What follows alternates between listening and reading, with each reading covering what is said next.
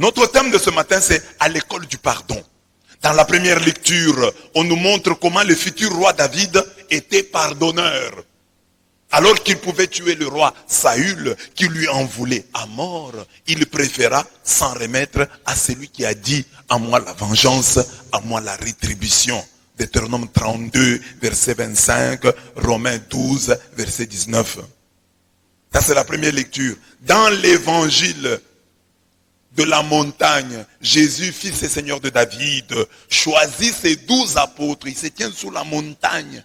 Et c'est de la montagne qu'il les choisit. Il en fait des exorcistes. Il leur donne le pouvoir de chasser les démons. Il en fait des héros de la bonne nouvelle. Ils doivent proclamer la bonne nouvelle. Jésus choisit donc ses 12 disciples. On nous donne leur nom. On commence par Pierre, on termine par Judas, le traître. Judas Iscariote.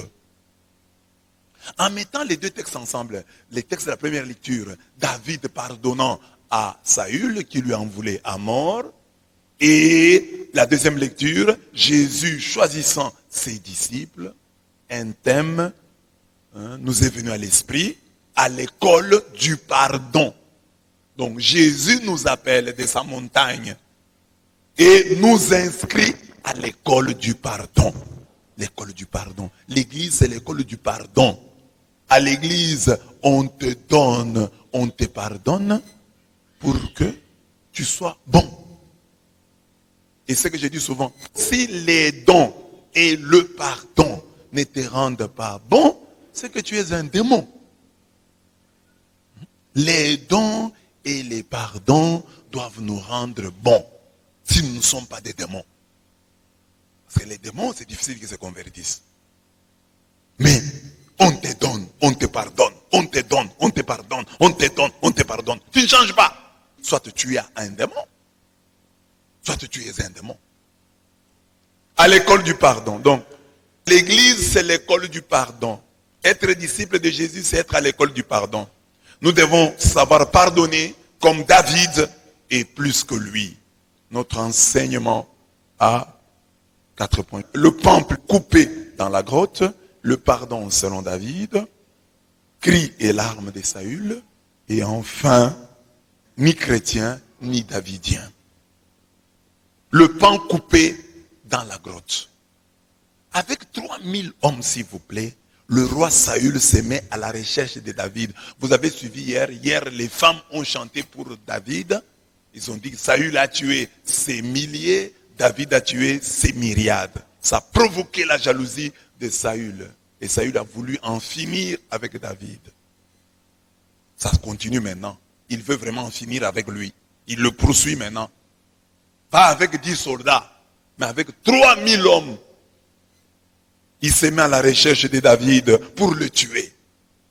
Mais durant cette chasse à l'homme, il a tout d'un coup envie de se soulager.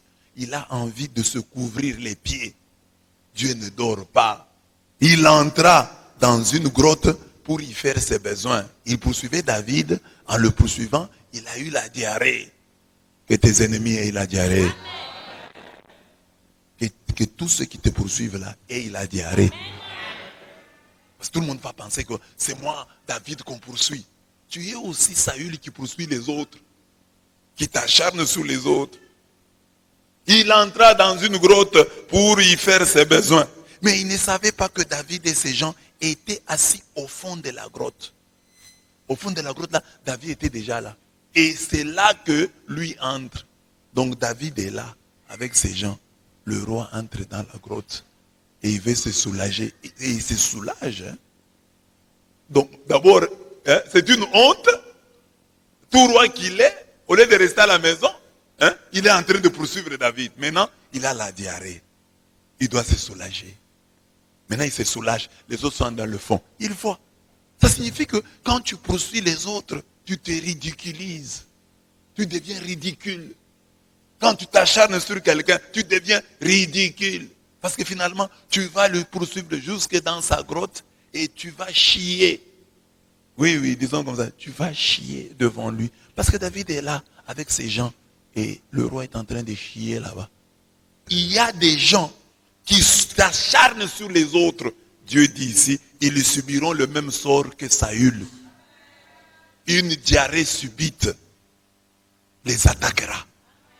Ils seront obligés d'aller se soulager et en allant se soulager, ils se ridiculiseront d'abord et puis après, la suite ici les accompagnera.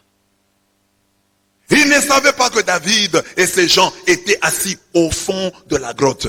Il y a une grande leçon ici. La mauvaise foi, l'acharnement n'est jamais rentable. Tel est pris qui croyait prendre. C'est lui qui tente d'en piéger un autre et lui-même victime de ses manigances.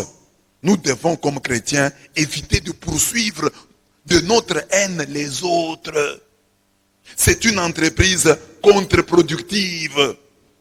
Tôt ou tard, elle se retourne contre nous et nous détruit. Chacun doit dresser une petite liste des gens poursuivis par sa haine. Les gens dont la vie nous intéresse, mais prends un papier écrit, les gens dont la vie m'intéresse. Les gens que je poursuis de ma haine. Une liste. Des gens au sujet de qui je vais recevoir les pires informations. Et il y a parfois les gens savent, hein, disent, tel aime recevoir les mauvaises informations de tel, je vais aller lui dire, j'ai vu tel. Oh, que je te dise quoi? J'ai vu tel faisant ceci, ah bon, une telle information me soulage. Il y a des gens sur ta liste qui sont comme ça. Ceux qui se sont moqués de nous. La liste de ceux qui se sont moqués de nous. La liste de ceux qui nous ont plaqués. La liste de ceux qui nous ont manqué du respect et à qui nous voulons que Dieu inflige quelques gifles correctionnelles. Des petits qui sont montés et que Dieu devrait abaisser. Nous devons chasser ces mauvais sentiments de la même manière que nous chassons l'esprit de mort. Quand tu as ces sentiments-là, commence à les chasser. Pourquoi, Seigneur, je m'acharne sur tel? Moi, je suis un chrétien, je suis un enfant de Dieu. Et toi, mon Dieu, tu es amour. Et j'ai dit que tu m'habites.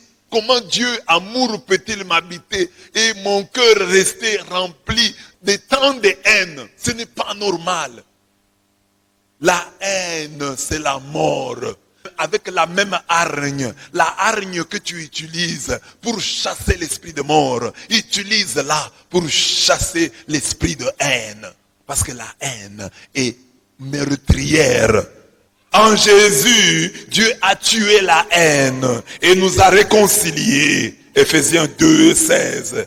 Et l'amour divin a été répandu dans nos cœurs par le Saint-Esprit qui nous a été donné. Romains 5, 5. Haïr, c'est tuer. Quiconque est son frère est un homicide. Or, vous savez qu'aucun homicide n'a la vie éternelle demeurant en lui. 1 Jean 3, 15. Le combat du chrétien, c'est le combat de l'amour. Que mon cœur soit rempli d'amour. Que je n'ai aucune haine envers qui que ce soit. Quand je vois la haine entrer en moi, que je m'oppose à la haine de la même manière que je m'oppose à la sorcellerie. De la même manière que je m'oppose à la mort. Non, ça c'est quel sentiment que j'ai là? Pourquoi je n'aime pas tel? Pourquoi je ne supporte pas sa présence? Sors! Sors! Esprit de haine! Esprit de haine! Je te chasse! Je te chasse! Avec la même hargne, avec le même engagement. Chasse la haine comme tu chasses la mort. Parce que haïr, c'est tuer. La haine, c'est toujours la preuve de l'absence de Dieu dans le cœur. Si quelqu'un dit, j'aime Dieu, et qu'il déteste son frère, c'est un menteur. C'est lui qui n'aime pas son frère. Qu'il voit, ne saurait aimer le Dieu qu'il ne voit pas. 1 Jean 4, 20. 1 Jean 4, 20. Oh, j'aime Dieu, mais Dieu, tu ne le vois pas. C'est quand tu aimes tes frères, quand tu aimes tes sœurs, que nous comprenons que tu aimes Dieu. Comment peux-tu aimer Dieu et rejeter l'homme créé à l'image de ce Dieu-là? Quand on a la haine dans le cœur, on tourne en rond. Il y a beaucoup de gens qui tournent en rond dans la vie. Ça n'avance pas dans leur vie parce qu'ils ont la haine dans le cœur. La haine dans le cœur te fait tourner en rond. Tu n'avances pas. Ce n'est pas à force de prière. Oh, je change de prière. Oh, je vais à gauche, à droite. La haine te fait tourner en rond. Écoute ce que dit la Bible. Mais celui qui est son frère est dans les ténèbres. Il marche dans les ténèbres. Il ne sait où il va parce que les ténèbres ont aveuglé ses yeux. Il ne sait pas où il va. Il fait du surplace. 1 Jean 2, 11. La haine te fait faire du surplace. Tu n'avanceras pas. Regardez dans notre vie, les gens haineux ont du mal à grossir.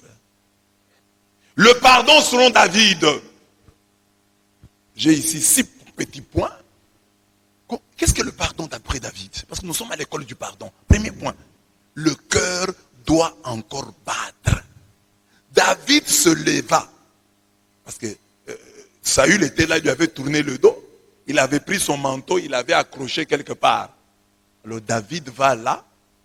Certainement, il a pris soin de ne pas regarder la honte du roi. De loin de Dieu. Le roi s'est totalement déshabillé. Et il a pris son manteau, il l'a mis quelque part. Il a laissé son manteau. David est allé là-bas, là où se trouvait le manteau du roi. David se leva et coupa furtivement le pan du manteau de Saül. Après quoi, le cœur lui battit d'avoir coupé le pan du manteau de Saül. 1 Samuel 24, 5 à 6. Il coupe le pan du manteau et le cœur lui battit. C'est-à-dire, il n'a pas fait de sang-froid. Il n'a pas de sang-froid. Il tremble. Pas en tuant, pas en enfonçant son couteau dans le ventre de Saül, mais en coupant le pan du manteau de Saül. C'est ça la première chose. Il y a dans la vie des choses dans lesquelles on nous demande le courage, le sang-froid. Présente un examen avec sang-froid. Présente-toi, parle bien, avec courage. Fais un discours bien, sans trembler. Mais ce texte nous dit, comme chrétiens, nous devons voir des choses. Même si nous le faisons, il faut que notre main tremble. Le sang-froid dans certains domaines est un signe de perdition. C'est un signe probant de mort spirituelle. Nous n'avons plus les signes vitaux d'un chrétien lorsque nous faisons des choses, certains péchés, sans trembler. Tu manques du respect à ton papa, tu ne trembles pas, tu es mort spirituel. Tu tues sans trembler, tu es un mort. Tu empoisonnes sans trembler, tu es un mort spirituel. David tremble, le cœur lui battit.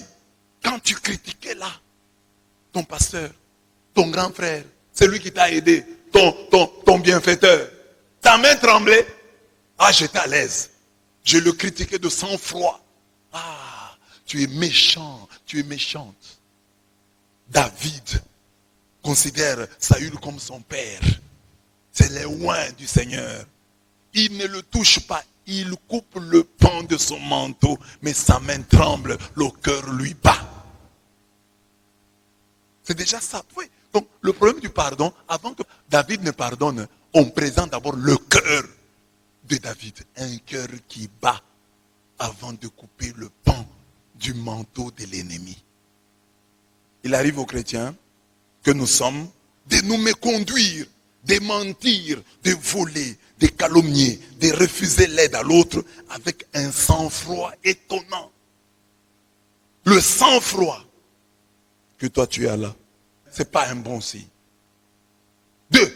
Le refus de se venger. Les gens de David lui dirent, voici le jour où Yahweh te dit, c'est moi qui livre ton ennemi entre tes mains, traite-le comme il te plaît.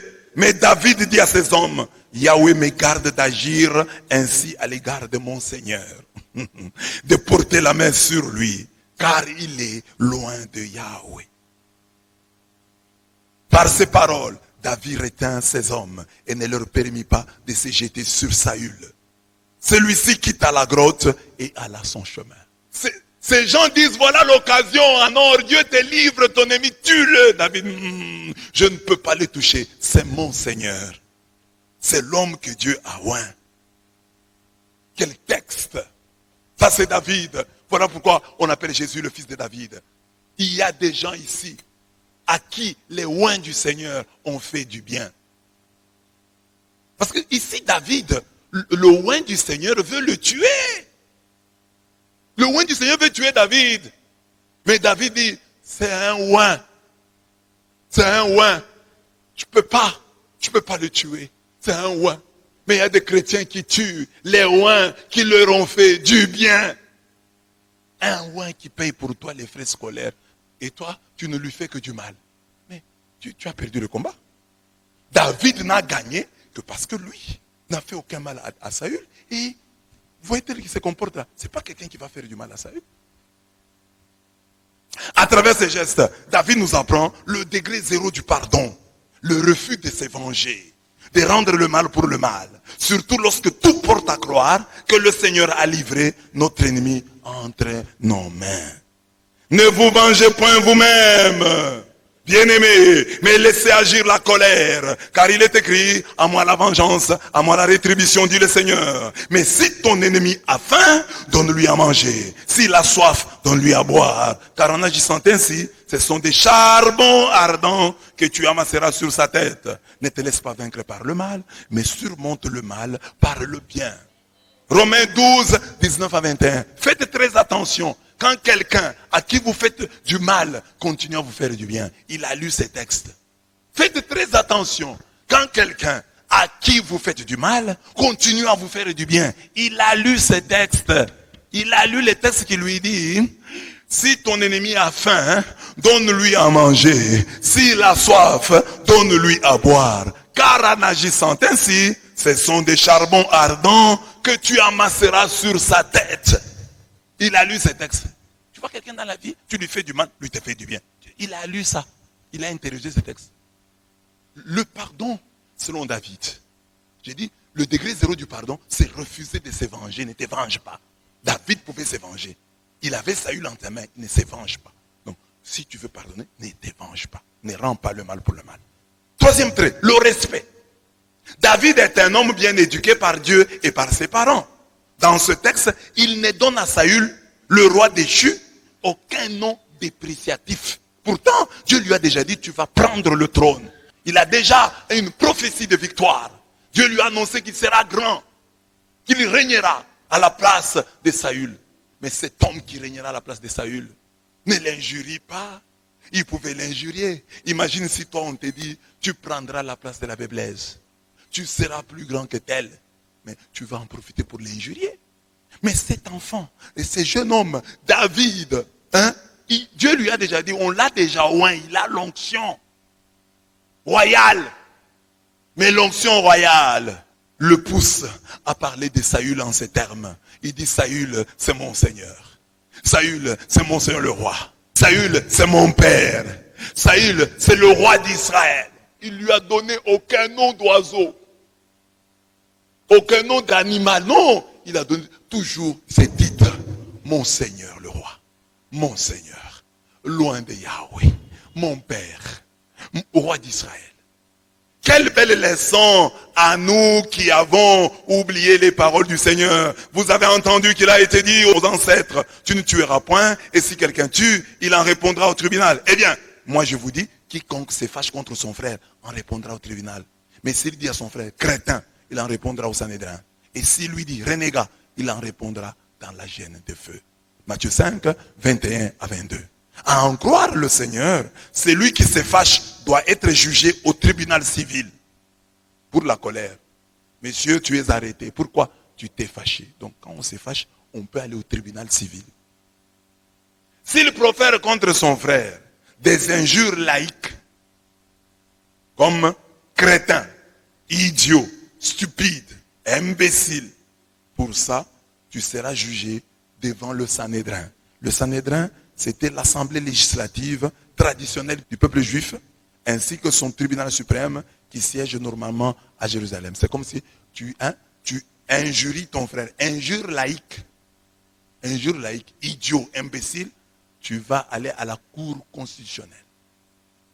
Disons comme ça. La haute cour. Tu vas aller là-bas. C'est ça. Alors maintenant, Dieu dit, s'il profère contre son semblable des injures à caractère religieux, comme renégat, personne qui a abandonné, trahi ses opinions, sa religion, son parti, si tu injuries ton frère sur sa foi, son attachement à Dieu, sa religion, Jésus dit, tu seras jeté en enfer. Est-ce que vous avez compris cette graduation? Jésus dit, colère, tribunal de grande instance. Injure à caractère laïque. Haute cour, cour constitutionnelle. Toi, tu iras en enfer. Tu es digne de l'enfer. Toi-même, tu iras en enfer. Les injures à caractère religieux sont très graves. Donc Jésus est très intelligent. Il dit, avant de sortir des gros mots, des grosses injures contre ton frère, tout commence par la colère. Déjà la colère, considérons la colère comme quelque chose de mauvais, comme quelque chose à combattre, parce qu'elle va nous amener aux injures à caractère laïque et aux injures à caractère religieux. Les injures à caractère laïque nous amènent à la haute cour. Nous allons être jugés à la cour constitutionnelle, au Sanhédrin. Mais les injures à caractère religieux nous amènent tout droit en enfer. David humilie les chrétiens qui ont l'injure facile après avoir suivi un enseignement pareil. Même malgré cet enseignement, nous continuons à nous injurier facilement. Les chrétiens croient trop facilement que le péché annule l'appel. Le péché annule l'onction. Le péché annule la grâce reçue de Dieu. David, un homme de l'Ancien Testament, savait mieux que la plupart d'entre nous que les dons et l'appel de Dieu sont irrévocables. Romains 11, 29, il dit, même si Saül me poursuit, même s'il veut ma mort, c'est un oint. L'onction est véritable. J'ai mon onction, mais mon onction respecte l'onction royale reçue par Saül, mon roi, qui jusque-là est mon roi. Je ne peux pas l'insulter. Je ne peux pas l'insulter. Est-ce qu'il y a des chrétiens dont le projet est celui-là? N'insulter personne. Projet. Je vais me battre pour ne pas insulter les gens. Je vais me battre pour ne pas insulter mes petits frères. Pour ne pas insulter mes petites sœurs. Parce que les grandes sœurs qui sont ici, des grandes insulteuses et injurieuses. David dit, je ne peux pas l'injurier. Il a reçu l'onction. J'ai des problèmes avec lui, mais il a reçu l'onction. Qui peut continuer à respecter l'onction quand cette onction pêche? Qui peut dire que non, celui qui pêche, c'est lui. Mais l'onction qui est sur lui, je la respecte. Combien de chrétiens croient en l'onction? David croyait en l'onction. Pas seulement son onction à lui, mais l'onction des autres. L'onction qui était sur Saül. Il veut ma mort. Mais ce n'est pas parce qu'il veut ma mort qu'il n'est plus un roi. La bonté. La bonté. Dans le plaidoyer qu'il fait pour lui-même, David affirme, reconnais clairement qu'il n'y a chez moi ni méchanceté ni crime. Je n'ai pas péché contre toi alors que toi, mon roi, tu tends des embûches à ma vie pour me l'enlever. Comme dit l'ancien proverbe, des méchants sort la méchanceté et ma main ne te touchera pas. Il dit, moi je ne suis pas méchant. Moi je ne suis pas méchant. Moi je ne suis pas méchant. Parce que les méchants sortent la méchanceté. Ma main ne te touchera pas. 1 Samuel 24, 12 à 14. Dans ce passage, David dit clairement qu'il n'est ni méchant ni criminel. Qu'il n'est pas animé de mauvaise foi. La méchanceté est le caractère de celui qui fait le mal intentionnellement et qui s'y complaît. Qui est content dans son mal. Qui est heureux de te voir souffrir. Pour avoir une idée de la méchanceté, regardez le chat. Le chat voit la souris. Il n'a pas faim, il a déjà mangé. Mais il attrape la souris, il l'affaiblit, il la laisse. Et il fait semblant, quand la souris veut partir, il va faire ça. Et puis après, il la tue, il la laisse.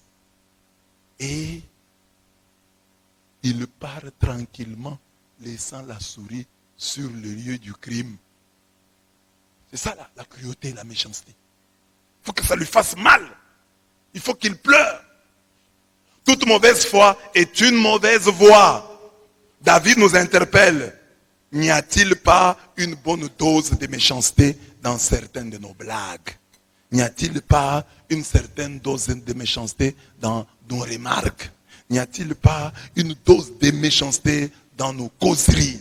N'y a-t-il pas une dose de méchanceté dans nos homélies, dans nos exhortations, dans nos prédications? N'y a-t-il pas des prêtres méchants, des pasteurs méchants, des choristes méchants qui souhaitent que l'autre chorale puisse mal chanter, des prédicateurs méchants qui souhaitent que l'autre prédicateur puisse échouer? Quand le prédicateur échoue, c'est Dieu qui gagne ou c'est toi qui gagne? Oui, quand l'autre prédicateur prêche mal, moi je gagne.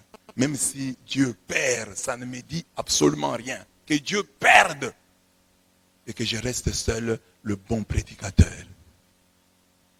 Recours à Yahweh, ça j'insiste souvent. Ce qui frappe dans le plaidoyer de David est qu'il est capable de prendre sincèrement Dieu à témoin dans son combat. Que Yahweh soit juge entre moi et toi, mon Seigneur Saül. Que Yahweh me venge de toi, mais ma main ne te touchera pas. Que Yahweh soit l'arbitre, qu'il juge entre moi et toi, qu'il examine et défende ma cause et qu'il me rende justice en me délivrant de ta main. 1 Samuel 24, 13, 16. Pouvons-nous dire de même lorsque nous avons des problèmes avec nos semblables? Tu as des problèmes avec quelqu'un, tu dis que Yahweh, en toute vérité, sincèrement, que Yahweh tranche entre toi et moi. Tu peux dire ça. Tu peux dire ça. Parce que dans le combat là, tu mens, tu trompes, tu nies les évidences, mais tu invoques Yahweh. Non, Yahweh n'est pas là. Quand tu combats quelqu'un, tu dois être capable d'apporter ce combat-là à Dieu. De dire à Dieu, Seigneur, regarde cet homme me combat. Je dois me défendre, bec et ongle, parce qu'il me combat. Je ne peux pas faire autrement. Viens m'aider dans ce combat. Cet homme me fait du mal. Juge entre lui et moi. Juge entre elle et moi. Est-ce que tu peux dire ça? Tu peux amener ton combat devant Dieu ou tu as honte? Parce que dès que tu te mets à genoux devant Dieu, Dieu te dit, c'est que tu n'aimes pas chez l'autre, c'est qui te dérange chez l'autre, c'est simplement la jalousie, c'est la haine. Ton combat n'est pas légitime. Quand un combat n'est pas légitime, tu ne peux pas l'amener devant le Seigneur. Tu ne peux pas le porter à l'autel. Tu ne peux pas le porter dans la prière. Dans la prière, on n'amène que les vrais combats. Que Yahweh me venge de toi. Mais ma main ne te touchera pas. Que Yahweh me venge de toi. Ma main ne te touchera pas. Que Yahweh me venge de toi. Ma main ne te touchera pas. Que Yahweh me venge de toi. Ma main ne te touchera pas. Que Yahweh soit l'arbitre, qu'il juge entre moi et toi, qu'il examine et défende ma cause et qu'il me rende justice en me délivrant de ta main. Pour voir si nos rancœurs sont fondées, portons-les dans la prière et demandons-nous s'il est chrétien de dire à Dieu, Seigneur, j'ai un tel car il est méchant, aide-moi à le haïr davantage. Une telle prière est inconcevable. Et elle est païenne. Tu ne peux pas prier. Tu peux pas demander à Dieu de t'aider à haïr davantage d'elle. Donc les vrais combats sont ceux qu'on porte devant Dieu. Alors c'est ainsi que quand tu as des problèmes avec quelqu'un, demande-toi, est-ce que cet homme peut-il amener mon combat ici devant Dieu? Oui, il peut amener devant Dieu. Crains! Si l'homme là que tu combats, la fille là que tu combats, le papa là que tu combats, le patron là que tu combats, s'il peut à juste titre amener ce combat devant l'Éternel, si tu dis oui, il peut l'amener, il aura raison de l'amener, alors ne combat pas les gens qui peuvent amener leur combat devant Dieu. Il y a une justice immanente à l'histoire. Quand tu fais du mal aux gens et que ces gens ont raison de se plaindre auprès de Dieu, tu finiras mal. Tu as beau avoir l'impression de prospérer, mais un jour, tu te rendras compte que le mal que tu as fait, tu dois le payer. Tu finiras par payer le mal que tu fais aux autres. Convertis-toi quand tu écoutes une parole comme celle-ci. Tu combats des gens qui ne t'ont rien fait, mais qui peuvent amener ce combat devant le Seigneur, qui peuvent pleurer devant Dieu. Cette fille que tu as calomniée, elle a raté le mariage. Toi, tu es content? Tu es heureux. Cet homme que tu as fait chasser du travail, tu es content? Tu es heureux. Merci, tu es heureux. Mais sache que cet homme-là, même s'il ne porte pas, il y a une justice immanente à l'histoire. Cette justice-là agira tôt ou tard. Évite de faire du mal aux autres. Le mal que tu fais aux autres, ça retourne toujours contre toi. Et puis surtout, ne fais pas du mal à tes bienfaiteurs. Quelqu'un qui ne t'a fait que du bien. Ou quelqu'un qui ne t'a rien fait.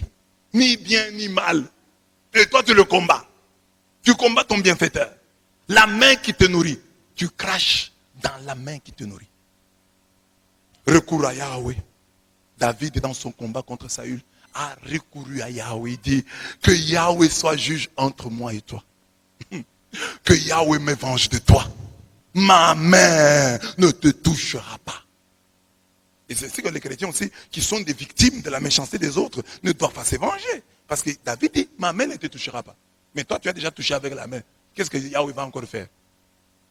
Il ne faut pas que toi, tu touches l'autre de ta main. Il ne faut pas que toi, tu te venges.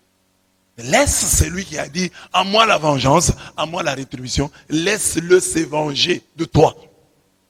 Humilité. David a déjà reçu l'onction pour régner, mais il reste très humble. La question qu'il pose au roi est très significative. Après qui le roi d'Israël s'est-il mis en campagne? Après qui cours-tu? Après un chien crevé? Après une simple puce? 1 Samuel 24, 15. David a reçu l'onction, mais il se considère comme un chien crevé. Il se considère comme une puce. Il nous arrive de nous prendre la tête alors que nous ne sommes pas grand-chose et que nous n'avons rien.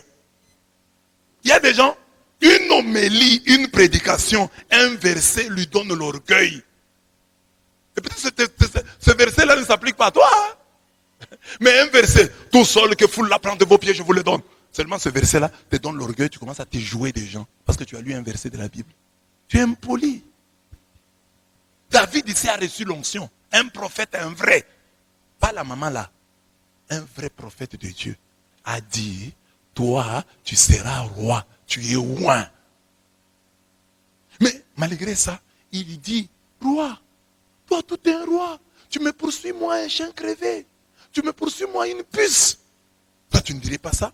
Tu dirais d'ailleurs au roi, tu me poursuis, c'est parce que tu as déjà compris que tu es en train de perdre ton règne. C'est moi qui vais régner à ta place. C'est ça que beaucoup de chrétiens feraient aujourd'hui.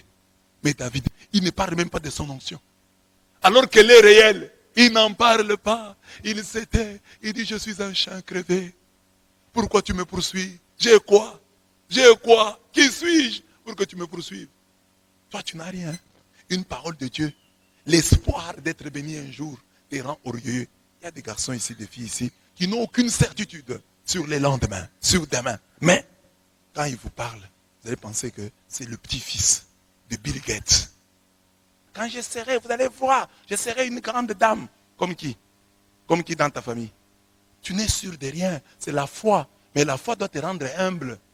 David est loin, mais il ne parle pas de ça. Il dit, papa, je suis un chien crevé.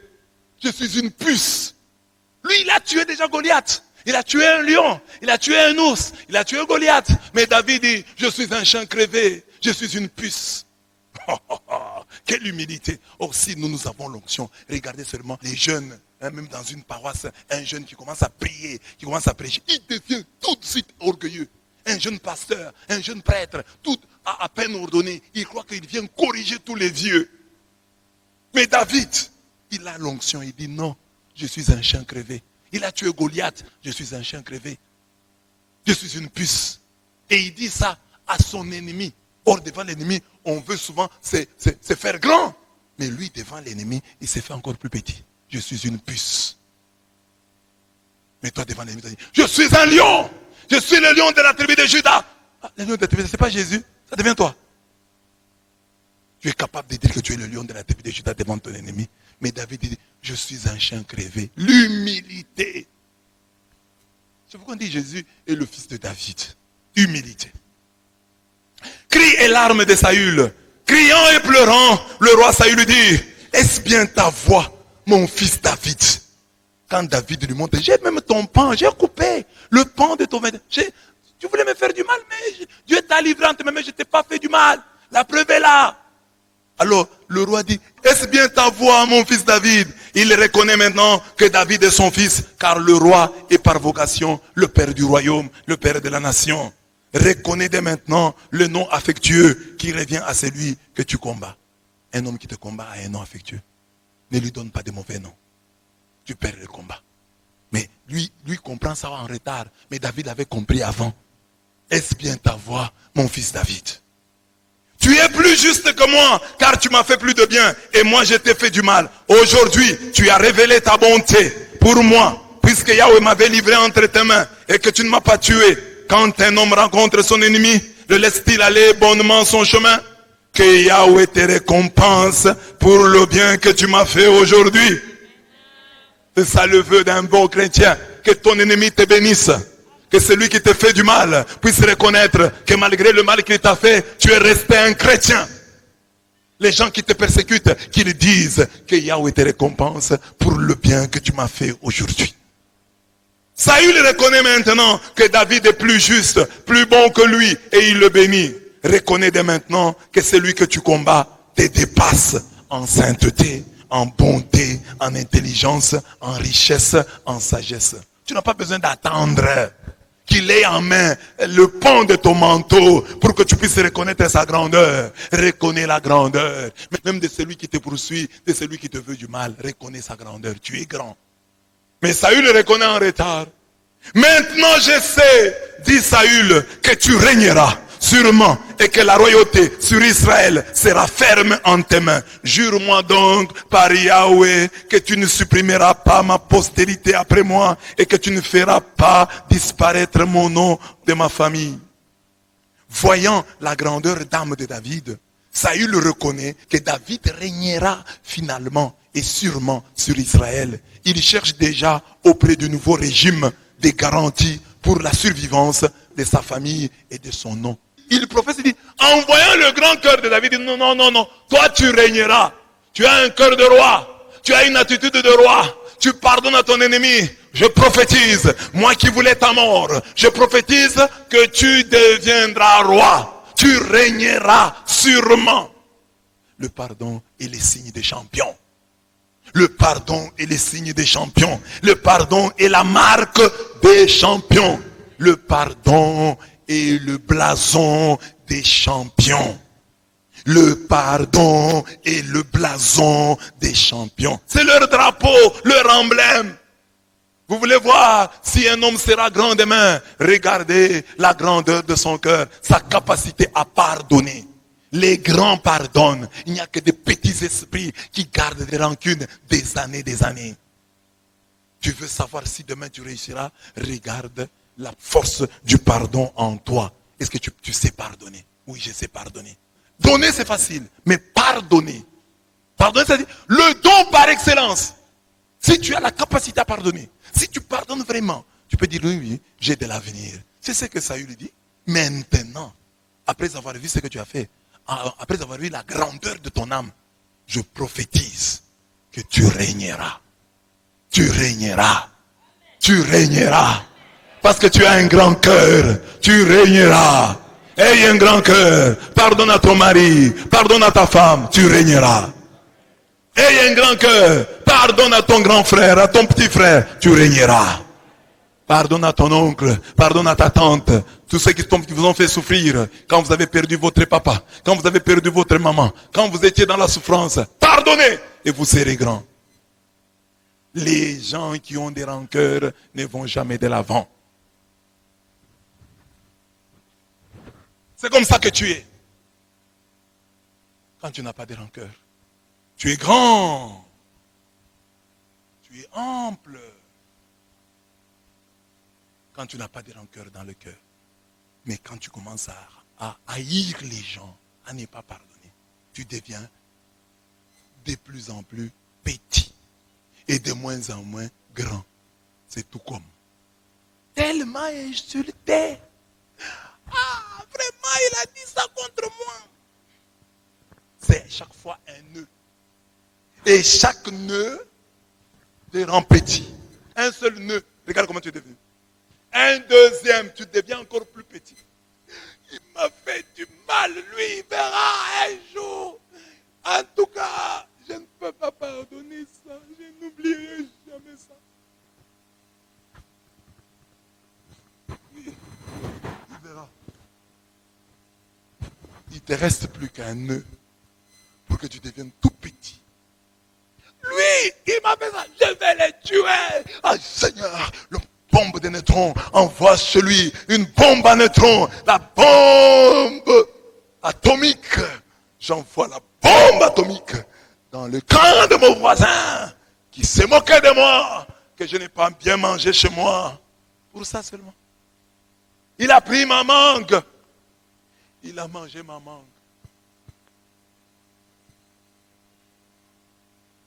À la fin, tu restes comme ça.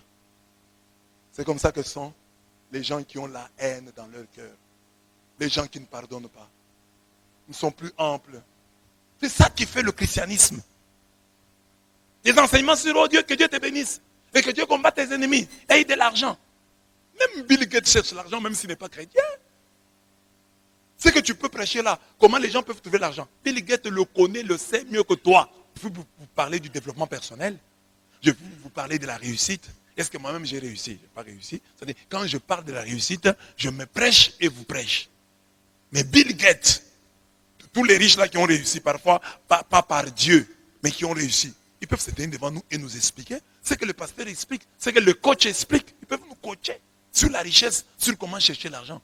Mais la spécialité du chrétien, ce sont ces choses. Est-ce que ton cœur pardonne? Est-ce que tu es pardonneur? Comme David. Et plus que David, est-ce que tu imites Jésus qui du haut de sa croix, alors que le sang giclait de son corps, il pouvait dire, Père, pardonne-leur, car ils ne savent pas ce qu'ils font. Là, c'est un Dieu déshabillé, un Dieu nu, exposé, que tout le monde peut regarder avec mépris. C'est Dieu-là, dans sa honte, dans son humiliation, il est capable de dire, pardonne-leur, ils ne savent pas ce qu'ils font. Ça, c'est ça notre Dieu. C'est ça le christianisme. C'est ça le cœur. Les restes là. Cherchez d'abord le royaume des cieux. C'est ça le royaume des cieux. Ces choses sur l'amour. Ces choses sur le pardon. C'est ça qui fait un chrétien. Alors je termine en disant, ni chrétien, ni davidien. Dans l'évangile de ce matin, Jésus gravit la montagne, appelle et institue les 12 apôtres pour être ses compagnons et les envoie prêcher la bonne nouvelle avec le pouvoir de chasser les démons. À ces 12, le Seigneur apprendra le pardon en ces termes. Quand donc tu présentes ton offrande à l'autel, si là tu te souviens que ton frère a quelque chose contre toi, laisse là ton offrande devant l'autel et va d'abord te réconcilier avec ton frère. Puis reviens et alors présente ton offrande. Matthieu 5, 23 à 24. Dieu refuse même ton offrande. Il dit, quand tu as une offrande et que tu as des problèmes, donne pas l'offrande. Même si le prêtre, le pasteur perd, ne lui donne pas. Avant de donner l'offrande, réconcilie-toi. Si ton frère a quelque chose contre toi et que tu t'en souviennes, va d'abord trouver ton frère, va d'abord trouver ton frère et tu reviendras prier. Va d'abord trouver ton frère, va d'abord trouver ton frère et tu reviendras prier. Donc Dieu dit, non, ne viens pas prier ici. Va d'abord trouver ton frère et puis tu reviens pour prier. Ça, c'est le christianisme. Combien de gens ont des rancœurs dans leur cœur et qui les transforment en combat spirituel. C'est la haine que tu as, ce n'est pas le combat spirituel. Ne donne pas à ta haine un bon nom. Combat spirituel, non. Tu es haineux. Ce n'est pas du combat spirituel, c'est de la haine. C'est de la rancœur. C'est comme même dans le combat politique. Il y a des gens qui se battent politiquement avec la haine au cœur. Et ils donnent à leur haine un beau nom. Combat politique. C'est mon combat politique, non? Le combat politique, tu veux le bien de la population. Que le Congo aille de l'avant. Donc s'il y a quelque chose de bien, tu es capable d'acclamer. Parce que ton combat, c'est le bien de la population. Mais si ton combat, c'est ton pouvoir, c'est ton accession au pouvoir, non, là tu deviens méchant. Là tu deviens méchant. Parce que même quand tu verras le bien, tu ne reconnaîtras pas. Parce que ton objectif, ce n'est pas le bien de la population, mais ton pouvoir à toi. Un jour, l'apôtre Pierre demanda à son maître, « Seigneur, combien de fois mon frère pourra-t-il pécher contre moi? Et devrais-je lui pardonner? Il reste jusqu'à 7 fois. » Jésus lui dit, « Je ne te dis pas jusqu'à 7 fois, mais jusqu'à 77 fois. » Matthieu 18, 21-22. Ce texte nous rappelle l'histoire de Lamech, premier polygame en date, qui disait à ses femmes, « Caïn est vengé 7 fois, mais Lamech 77 fois. 77 fois. » Genèse 4, 24. Jésus est explicite. Prenez garde à vous. Si ton frère vient à pécher, réprimande-le. Et s'il se repent, remets-lui. Et si cette fois, le jour, il pêche contre toi, et que cette fois, il revienne à toi en disant, je me repens, tu lui remettras. Luc 17, 3 à 4. Et Saint Paul d'enfoncer le clou, mettez-vous en colère, mais ne péchez pas, que le soleil ne se couche pas avant votre colère. Ne donnez aucune prise au diable. Éphésiens 4, 26 à 27. En méditant tous ces enseignements du Christ, nous sommes tentés de dire qu'en réalité, nous ne sommes ni chrétiens, ni davidiens, mais laméchiens. Lamech lui dit, Caïn est vengé 7 fois, mais moi, je serai vengé 77 fois. Donc, c'est lui qui nous ressemble. Nous ressemblons plus à Lamech. Nous ne ressemblons même pas à David. Parce que David s'est bien comporté vis-à-vis de son ennemi Saül. Jésus est allé au-delà de ce que David a fait. Donc, être chrétien, c'est pardonner même celui qui te tue. Saül n'a pas tué David. Mais David, il voulait les tuer. Mais David lui a pardonné. Jésus fait plus que David, parce que Jésus se laisse tuer par ses ennemis, mais il leur pardonne. Mais Lamech lui dit, tu me fais du mal, je me venge 77 fois. Lamech, c'est le type du chrétien qu'on injurie. On dit par exemple, tu es idiot. Celui qui l'a injurié a mal agi, c'est sûr. Mais lui, quand il veut rétorquer, il injure, moi si je suis idiot, ton papa, ta maman, tes ancêtres, ta tante, ton oncle sont plus que des idiots. Voilà 77 fois vengeance. On t'a injurié. Réponds à l'autre en l'injuriant aussi. Au moins là, tu as un certain niveau. Œil pour œil, dent pour dent. Mais toi, tu fais plus 77 fois. C'est ce que nous faisons. Quand tu es chrétien, quelqu'un t'a injurié. Tu cherches à l'injurier davantage. Quelqu'un t'a fait du mal. Tu cherches à lui faire du mal davantage. David n'a pas fait ça. Jésus n'a pas fait ça. Mais Lamech a fait ça. Donc tu es plus laméchien. Pas chrétien, ni davidien. Mais laméchien. Amen. À l'école du pardon. Regarde ton voisin. Dis-lui, si les dons et le pardon ne te rendent pas bon, vous êtes un démon. Que Dieu vous bénisse.